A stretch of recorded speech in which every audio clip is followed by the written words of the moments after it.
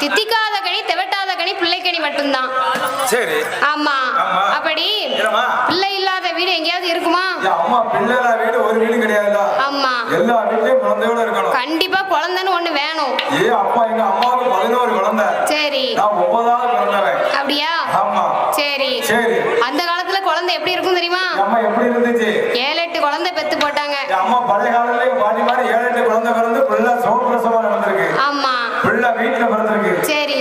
அழகான தாப்பா வீட்டு வளர்ந்துருக்காங்க. ஆமா. அம்மா இப்ப கிடையாது. இப்ப அப்படி கிடையாது. குழந்தை வேணா 2 லட்சம் ரூபாய் வேணும். கண்டிப்பா. பூரா சரலக்கு 550 ரூபாய். அப்படியா? ஒரு ட்ரிப் ஆஸ்பத்திரி போனா 1000 ரூபாய் வேணும். சரி. அப்ப மருத்துவம் எல்லாம் வளர்ந்துருக்கு. கண்டிப்பா. இப்ப இங்கிலீஷ் மருத்துவம் குழந்தை வளருது. ஆமா.